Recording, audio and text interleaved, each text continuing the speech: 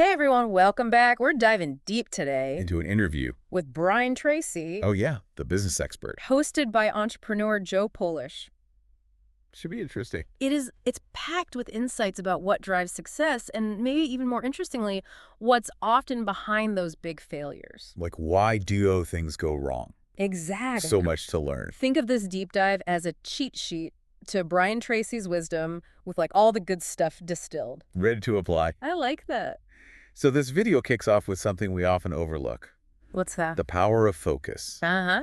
Brian Tracy tells this story about an entrepreneur in New Zealand. Oh, I love a good business success story. This one's good. So he builds this entire coffee empire from just one opportunity. Okay, lay it on me. What was the opportunity? So he noticed this rising demand for those specialty coffee shops. Like with the wifey and everything? Exactly. Think Starbucks, but in Australia and New Zealand. Makes sense. So it jumps on that trend Good for him. and ends up building a chain of 80 coffee shops across Australia and New Zealand. 80 from one little opportunity. I know, right? Pretty inspiring. So he saw a need and went for it. Yes, but there's a little more to it than that. I knew there had to be. His secret weapon was this focus and fail fast approach. I've heard of that. So he poured all his energy into this single opportunity, experimented like crazy, and then adapted really quickly when things didn't work out. So you're saying he was willing to make mistakes? Oh yeah, and learn from them fast. Yeah. This let him fine-tune his strategy and ultimately find that recipe for success. Okay, so how do we apply this to our own work? Well, think about it. Are you spreading yourself too thin? Could you achieve more if you zeroed in on one key project and were willing to iterate quickly? That's a really good point. I think a lot of us are guilty of trying to do too many things at once. I know I am sometimes. It's so easy to get distracted. But sometimes laser focus is what we need. Totally agree. This actually reminds me of another idea that Brian Tracy talks about in this interview. Thinking fast versus slow. Oh yeah, he mentions Daniel Kahneman's work. The Nobel Prize winner who wrote the book on it? Literally. Okay, so remind us, what are those two thinking modes? So fast thinking is our gut reaction mode, right? Like our intuition. The quick decisions. Exactly. And it's great for those everyday choices, but then there's slow thinking. The one we need when we're making those big decisions. Right, the ones with the long-term consequences. It's more deliberate. You've really got to analyze everything. So the trap is when we use fast thinking for slow thinking decisions. Yes. Like say you're making a hiring decision. If you rush it based on just first impressions. You might end up with the wrong person. Exactly. And that can really hurt your team. Taking your time and really analyzing those candidates, considering their fit and their potential, that's where slow thinking comes in. It's so tempting to just go with your gut sometimes. Oh, for sure. But sometimes we got to slow down to speed up. I like that. So true. And on that note about tough decisions, Brian Tracy brings up another tool. Tell me more. He calls it zero-based thinking. Ooh, that one might make us squirm a bit. It definitely challenges us to face some hard truths. So what's the gist of it? The core question of zero-based thinking is, Go on. knowing what you know and now would you make the same choice again?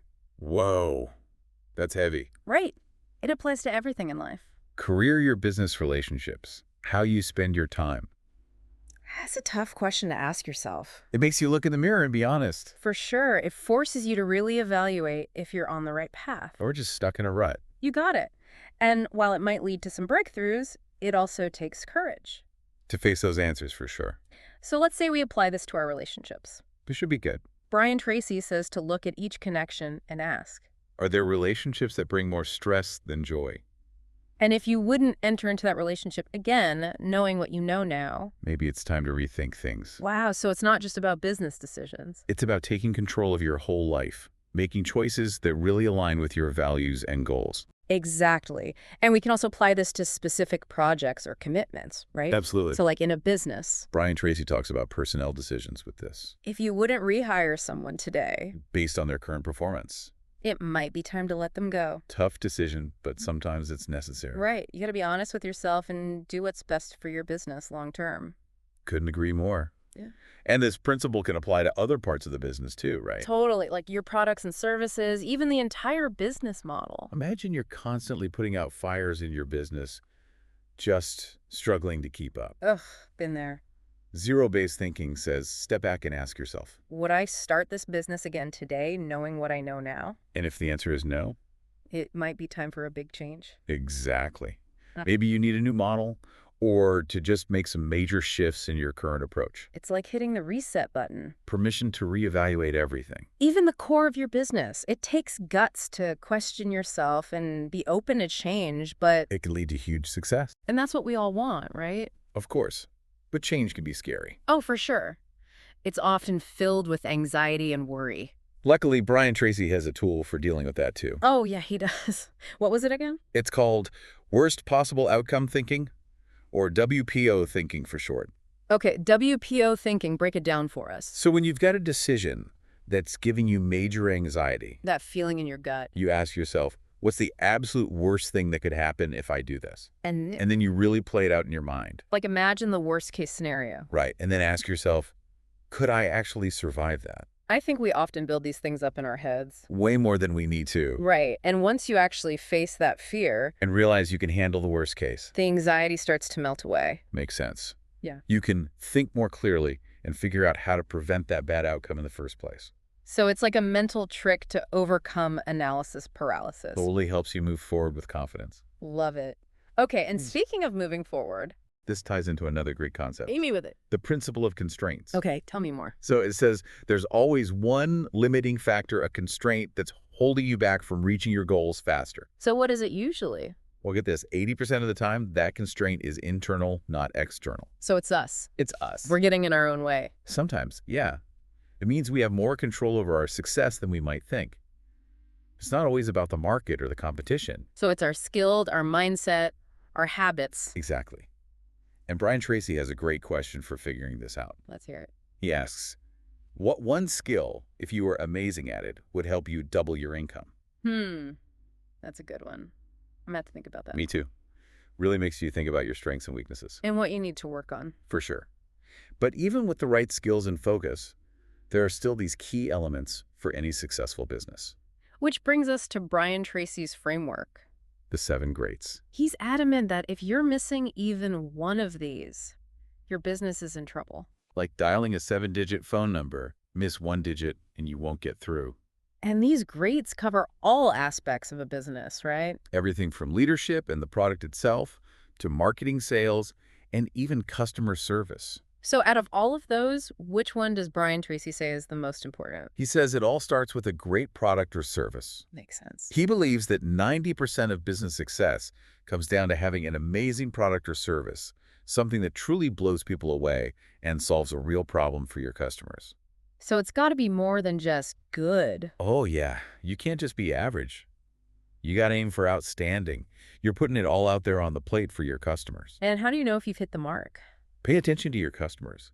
Are they recommending your product or service to their friends? Are they raving about it? Word of mouth is the best advertising. Absolutely. The best companies have customers who become their biggest fans and salespeople.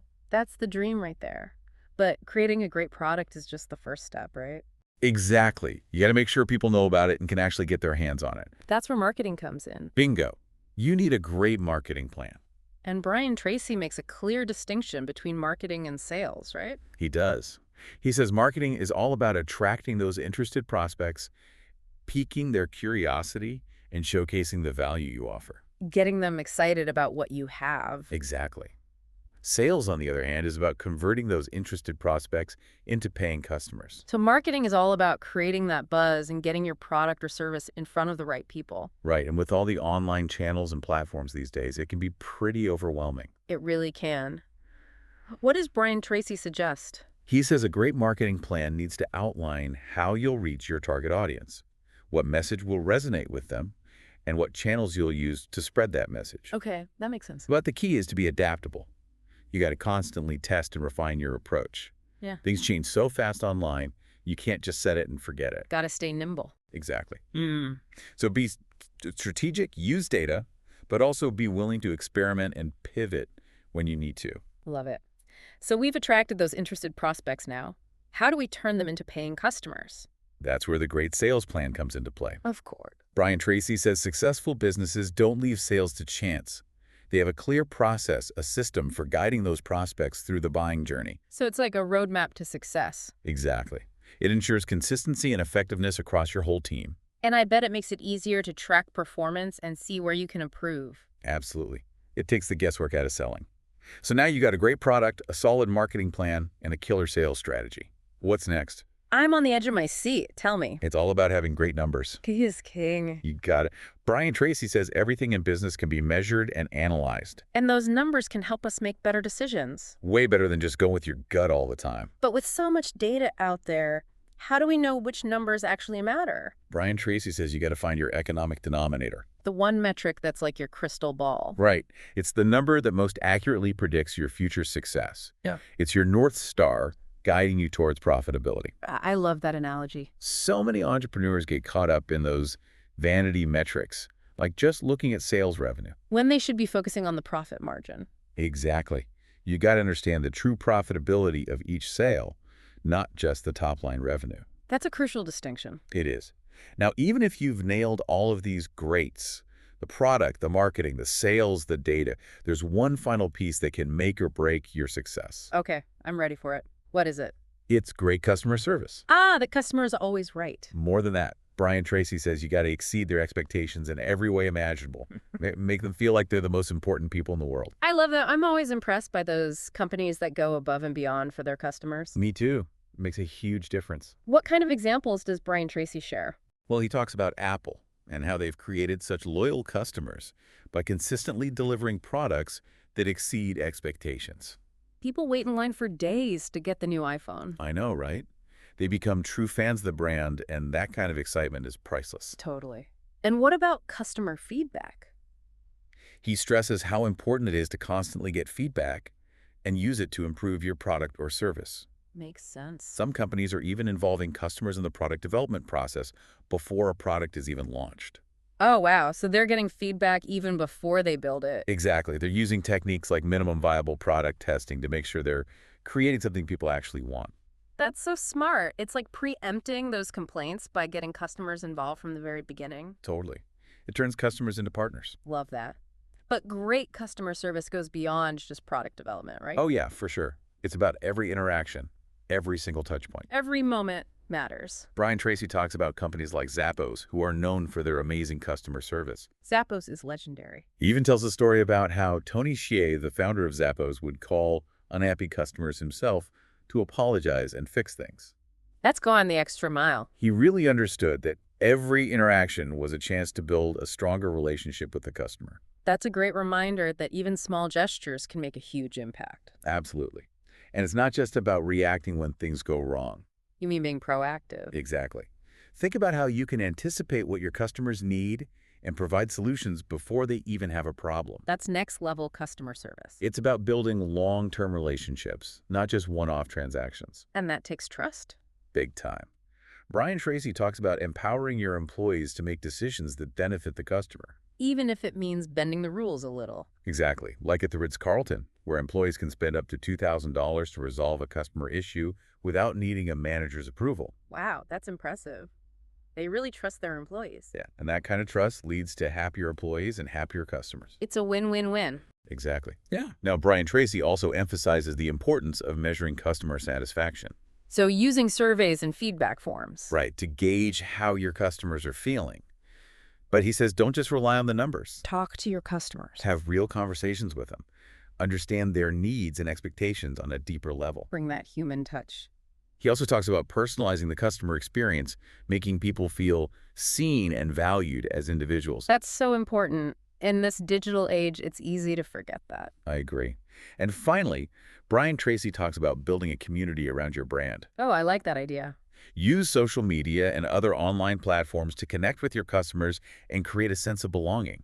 When customers feel like they're part of something bigger, They become your advocates, they spread the word and bring in new customers. that's the ultimate goal. It all leads to creating customer evangelists, people who are so happy with your product or service that they can't help but tell everyone about it. It's like having your own army of marketers. Exactly. Okay. And it all comes down to creating an experience that is so amazing that people can't help but share their excitement.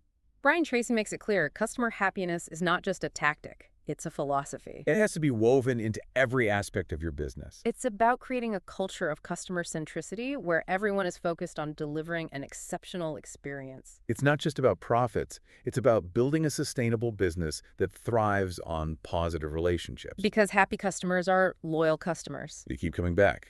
They refer their friends, and they become lifelong advocates for your brand.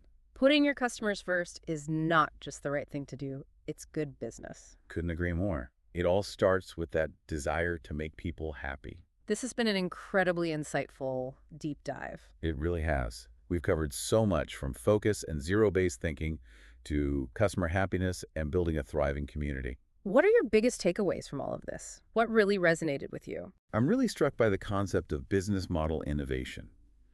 It's a reminder that we need to constantly evaluate how we do things and adapt to the changing world. We can't get complacent. We have to keep innovating and finding new ways to create value for our customers. What about you? What stood out to you? I love the idea that customer happiness isn't just a department. It's a mindset, a company-wide commitment that starts from the top. It's about building a culture where everyone is dedicated to delivering an amazing experience. And I think all of these insights really highlight the importance of continuous learning and growth. Absolutely. We need to be lifelong learners, always looking for new knowledge and challenging our assumptions. This interview with Brian Tracy is a great reminder that there's always more to learn, and that learning is essential for growth, both personally and professionally. Well said.